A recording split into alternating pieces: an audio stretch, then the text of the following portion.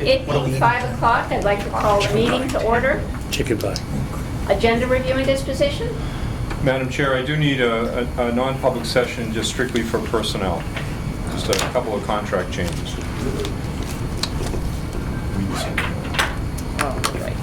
Approval of the minutes, Two. unless there are any amendments, corrections to the minutes of September 15th. They stand approved as written. No one from the floor. Mr. Halloran. Thank you, Madam Chair. I just want to go over the enrollment, the official enrollment for October 1st. I think everybody has a copy of it. If they don't, we can get you. Does everyone have a copy?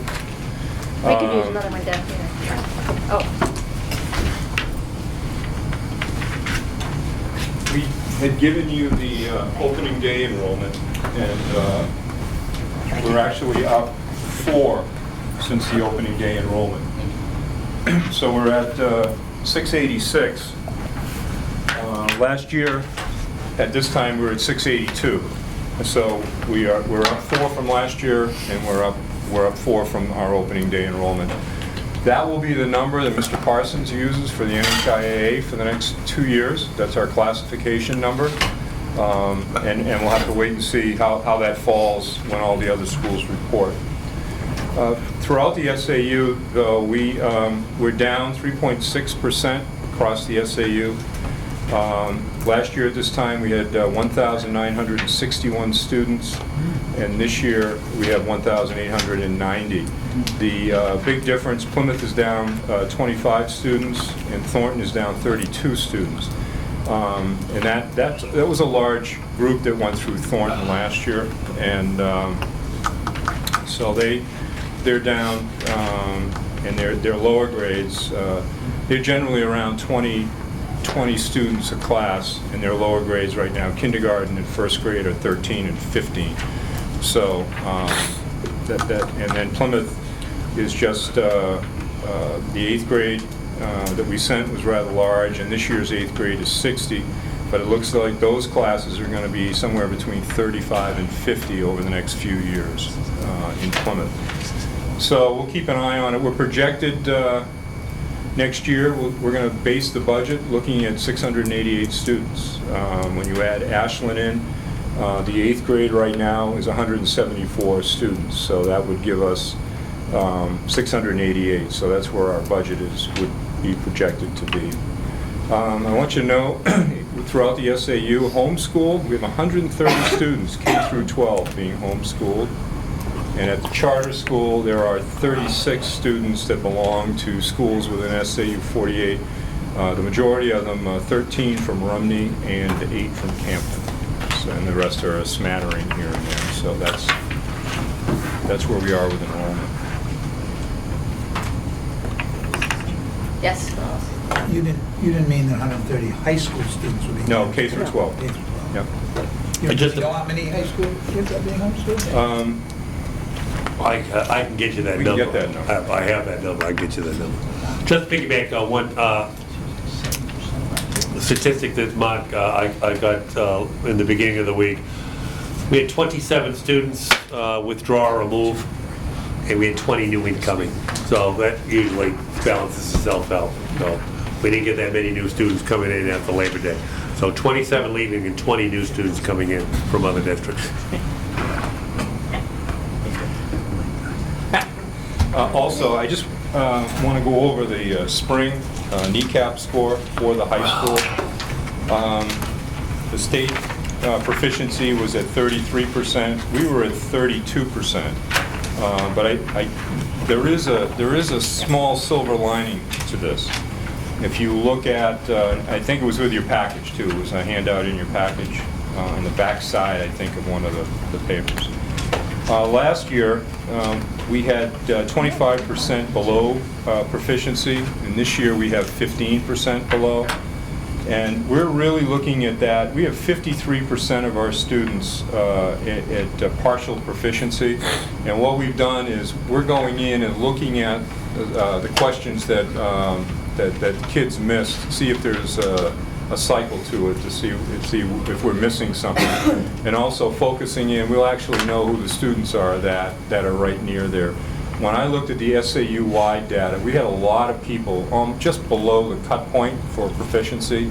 In Plymouth, for instance, it was 65%. Yeah, so if we could have swung 2 or 3 questions our way, we would have been up around 75% proficiency. So we're beginning to look at that data. The faculty looks at that data, and but I think one of the keys is, and it's not teaching to the test, but it's our assessments.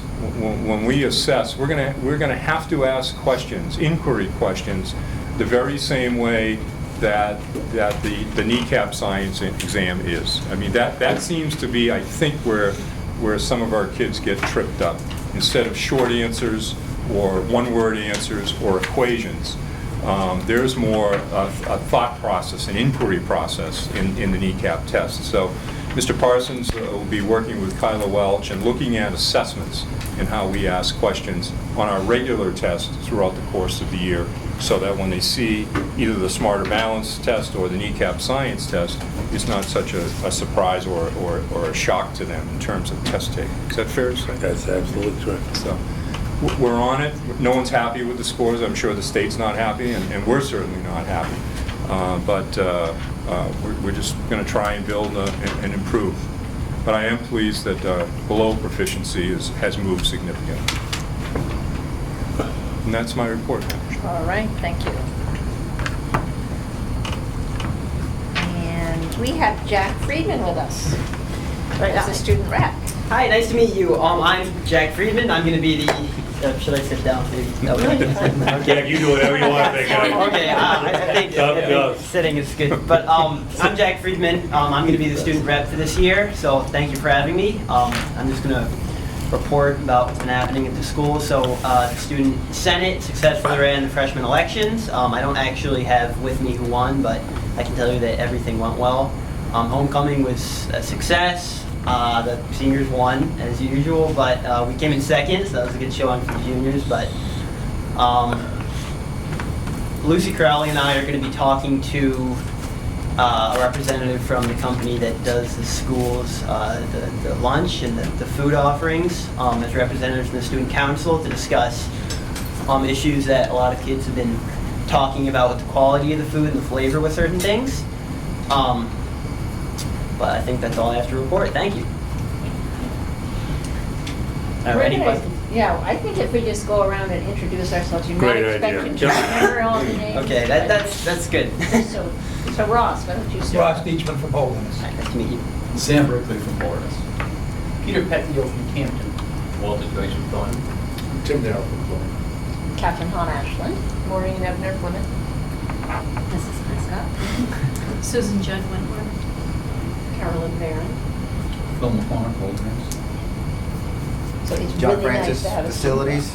It's nice to meet Oh, you. I'm sorry, John. You know John. And I think you know Mr. Parsons. And he'll, I'm sure Jed will come back after his meetings and keep the board informed of if they're going to do a survey or in that piece, update you on what he goes. Yes. Good job, Jack. Thank you. I'll follow, just piggyback with obviously having Jack here is a big help for me. But the seniors had a very successful homecoming dance. They had close to 400 students that attended. The students were well behaved. I had a great time. And we're looking forward to the next activity they're coming up. I did have a presentation that I think it's coming from DECA. Interesting, they wanted to run a Mr. Plymouth High School in Miss Plymouth High School, so they're looking about having possibly a talent show or some kind of competition to raise funds for that particular club. So I'll keep you guys informed as we go through that. I do want to let you know that the progress reports, it really come quick. For first quarter, it ended October 1st. So those will be available for parents I know who are watching. And if they have any difficulties getting their Web for School number, please contact high school, especially guidance, and we can help them up there so they can keep in contact of what those grades look like. Other than that, Madam Chair, we're good to go. All right, thank you. Committee progress reports. I don't think anyone's met. We just have meetings scheduled for October 19th. Discussion items. Let me update you on the ski jump and the progress that's been made with the committee that the board authorized to look into the future of the ski jump. It's was very successfully formed. There was an awful lot of interest, and there's a standing committee right now that is getting to work on the ski jump. John Francis has been to all the meetings. Jim Carey and myself went to the first organizing meeting. So it's very well run. It's chaired by Norm LeBlanc, who was appointed chair by Mrs. Hahn. At the first meeting, it was decided that they would do a pole test analysis on all the poles that were concerned to our engineer in the report that we had. Jim Horan from the New Hampshire Electric Co-op did an integrity test, and as our engineer had indicated, the key poles right down the middle that really hold the structure together, support the structure, all failed the integrity test. So it became very quickly, we all agreed that the ski jump needed to come down. That it wasn't a patch and replace sort of job. It had to come down. So that hurdle was immediately taken care of, and we had full agreement in about 5 minutes.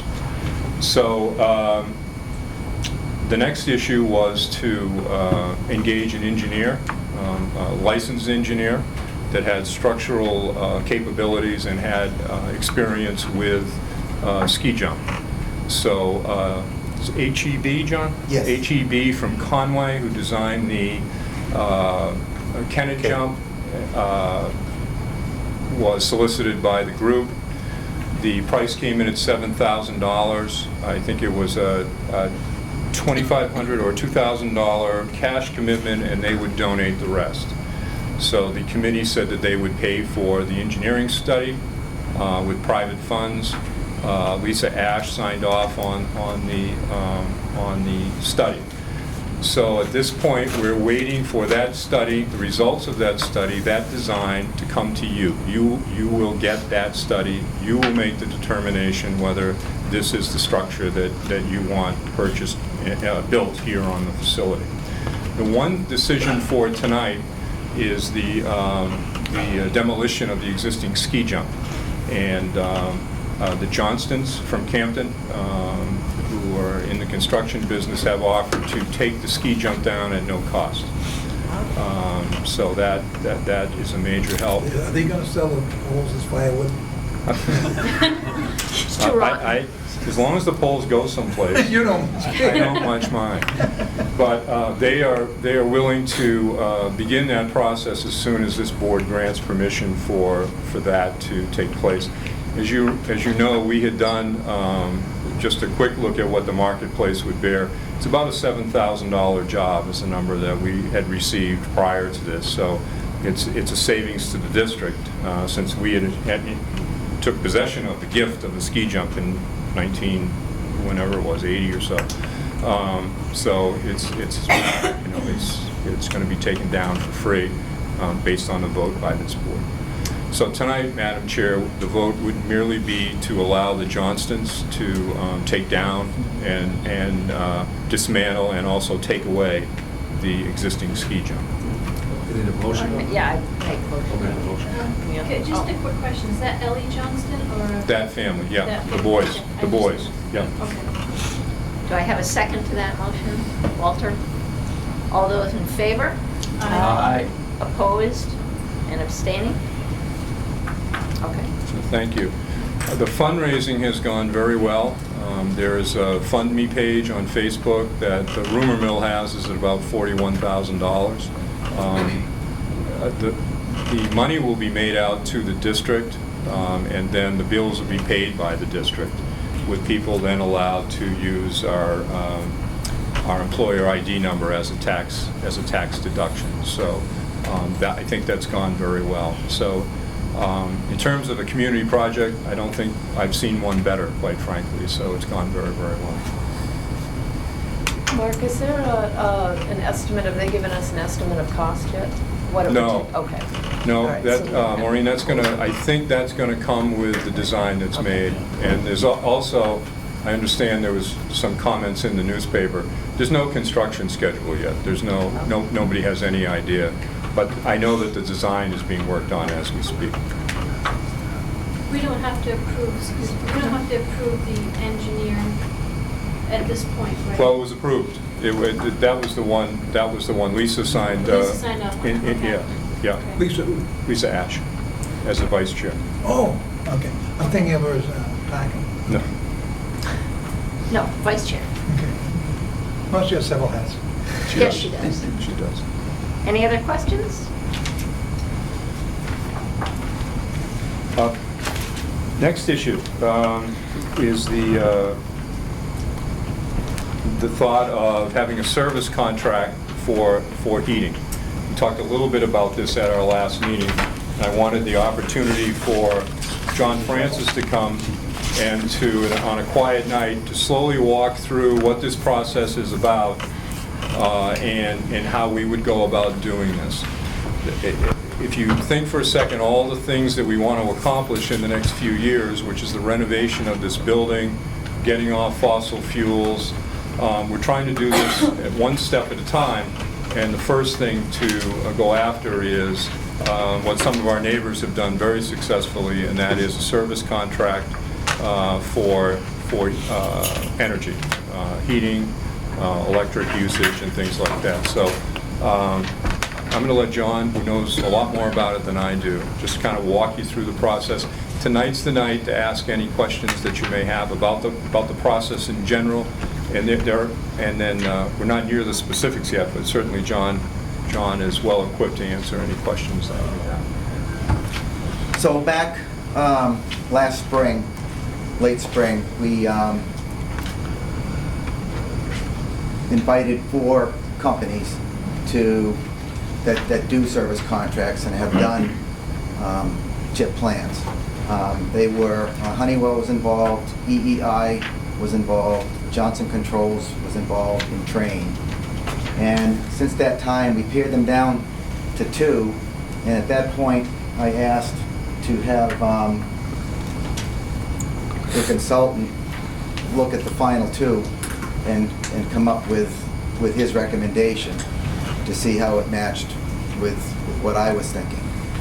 The 2 of us did come up with the recommendation of EEI to do the service contract for us.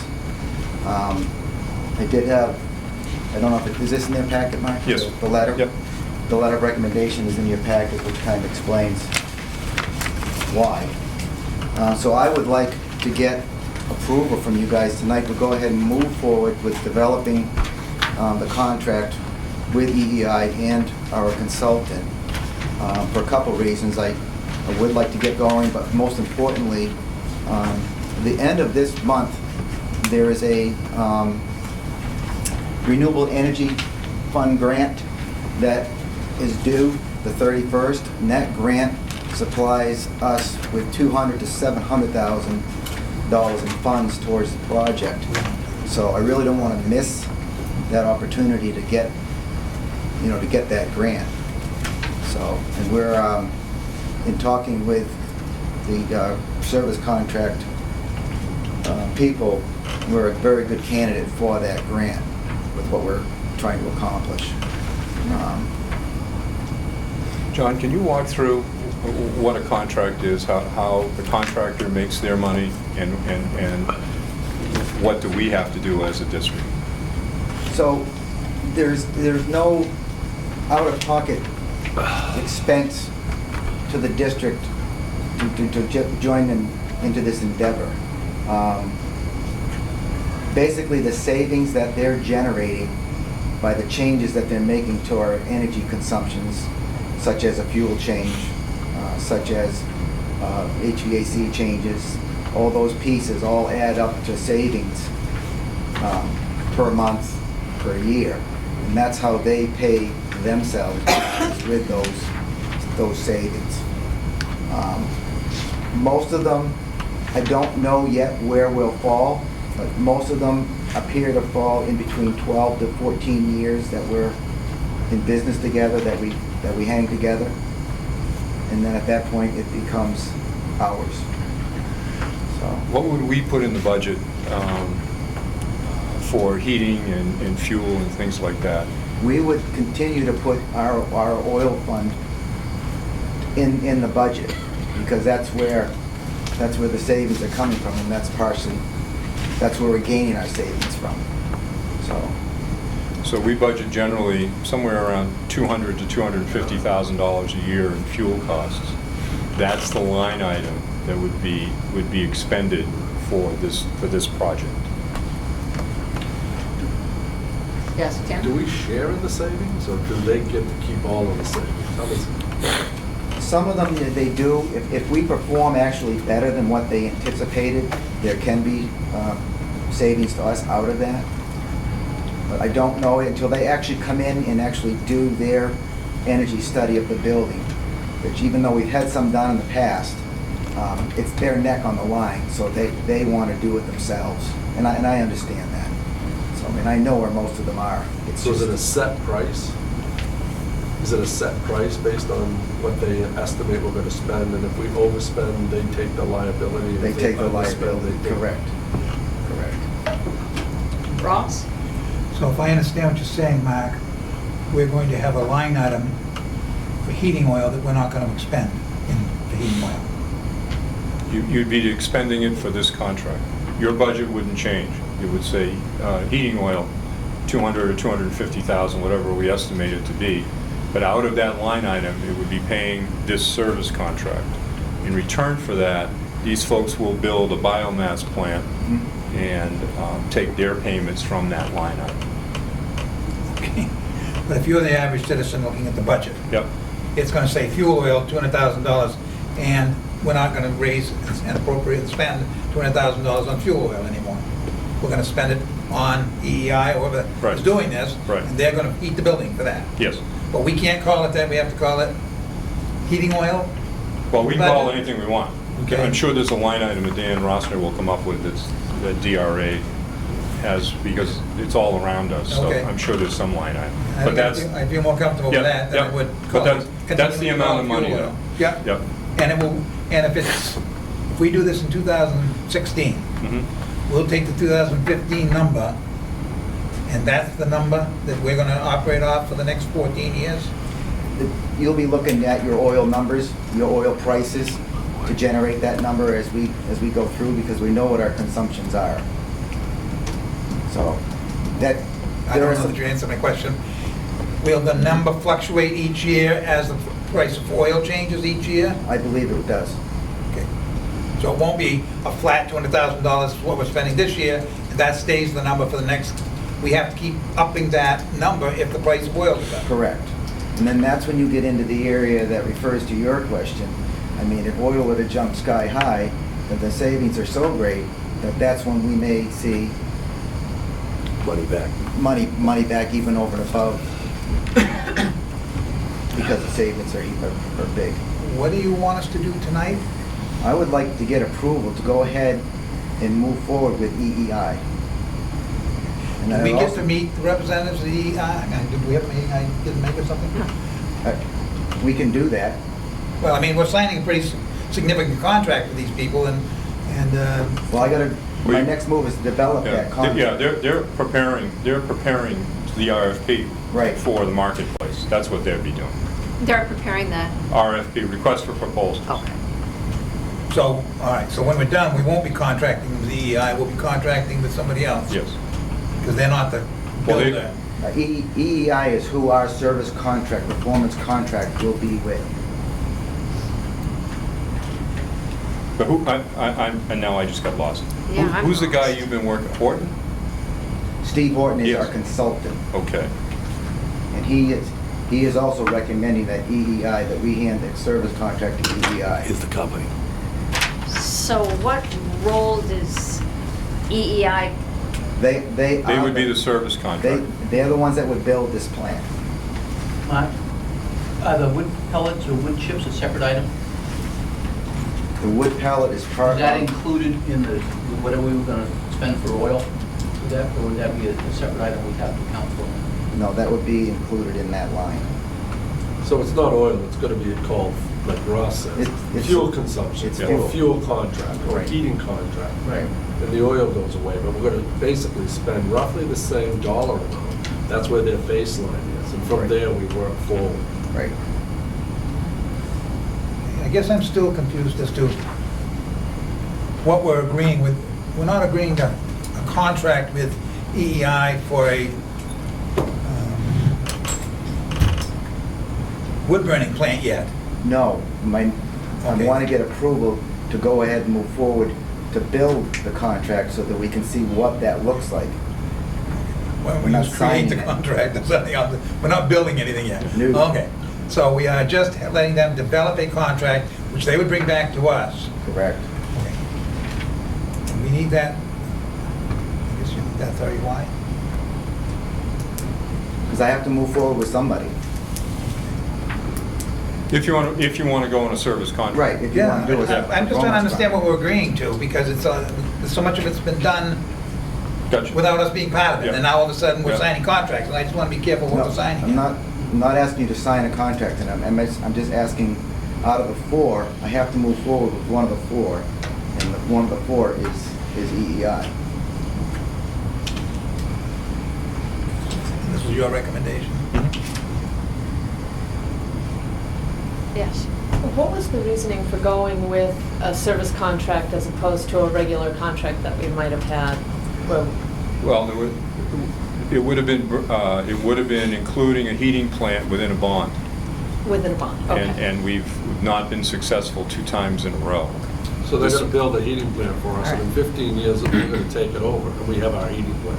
Yeah, and so the amount of time, number of years that we have contracted with this place, is that going to essentially equal what it was gonna, what it would have paid, been to build it in the first place if we had had a bond? Or is it gonna be more expensive to have this contract with them because we hang with them for more years than we might have? You know, I don't know the answer to that question, because if we had built it ourselves, we would be buying the chips and doing all those things, and you don't know what the future looks like. So I don't, it's a good question. It's a risk, okay. I suspect it probably will cost a little more to do it this way, to be honest with you. But we have not been politically successful getting 60% of the voters to go there.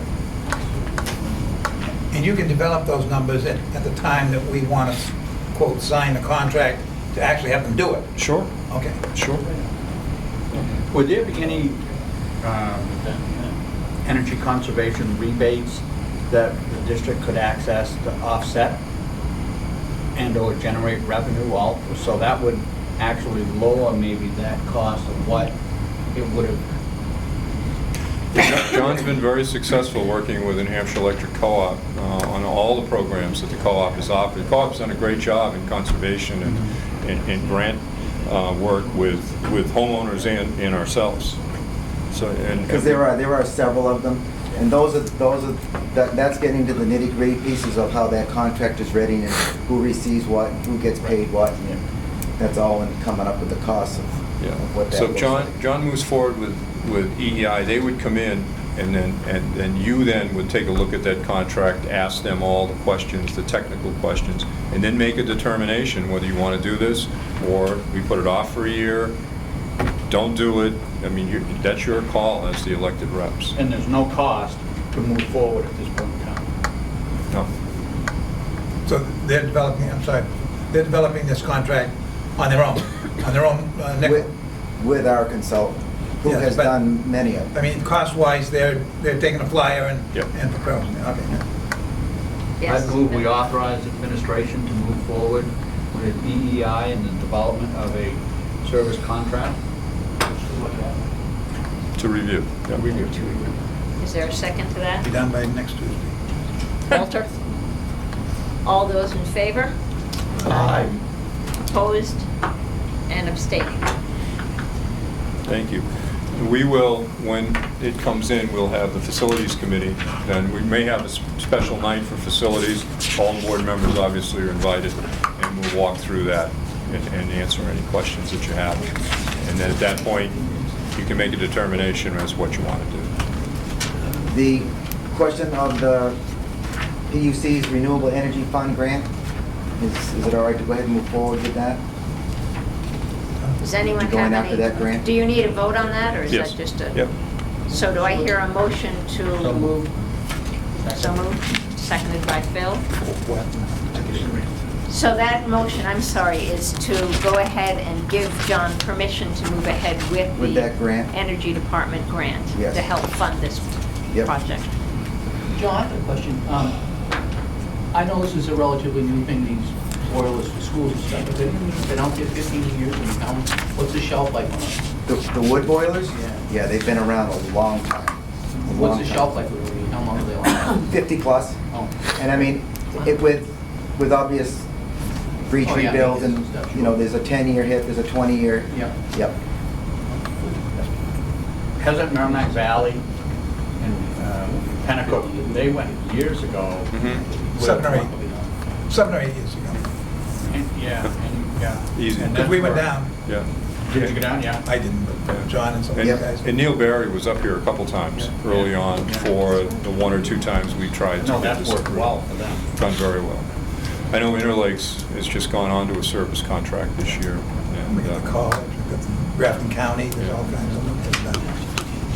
So there is a motion on the floor with a second to authorize John to move ahead with the Department of Energy grant. All those in favor? Opposed? And abstaining? All right. Great, thank you. Thank you, John. Thanks, John. Thank you, John. Madam Chair, the next issue is a request from 2 parents and their gymnastics coaches to, I guess, reinstate the gymnastics team for this coming season. As you know, in our brief history of gymnastics, Mr. Parsons has been very successful and with a state champion. And so this request is very, very similar to the previous request a number of years ago. So that the 2 parents are along, doing all the driving there, assume all the finance. Like the last request, the parents are not the technical coach, but the parent is there representing their child. So a little different than track where kids just get out and run. This is gymnastics is fairly technical. We would pay the initiation fee to the NHIA though, because Questions for Bruce or Mark? Ross? I'm a little concerned about us appointing Top Gun Gymnastics Academy to be our representative that run the gymnastics program. It may be that the 2 people who are going to coach happen to come from that place, and that's great, but I don't think that that's appropriate for us to be designating an academy to be the... I think that my request is that we allow these 2 kids to be our gymnastics team. correct. Okay. So it would be 2 Okay. students representing the high school. All right, Right. just, the language in the letter is a little independent gymnastics team. It isn't an independent It's gymnastics not- it's team. not. It's the No. gymnastics team from Plymouth Regional High School. Yeah. Right, Yes. and Okay. we'll make that clear to the parents and the students. Okay. Thank you. So do I hear a motion to allow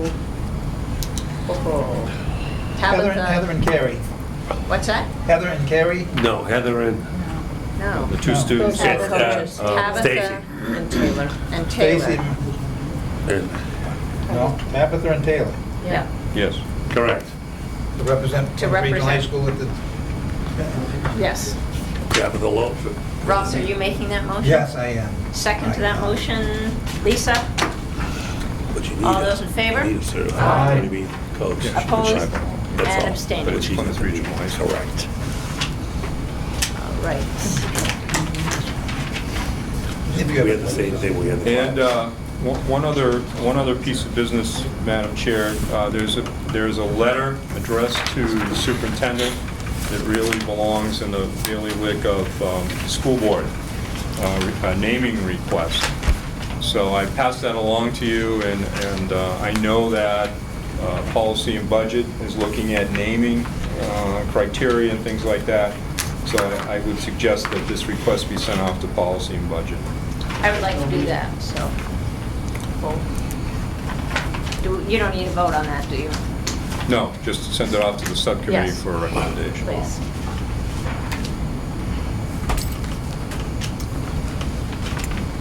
Any board member concerns?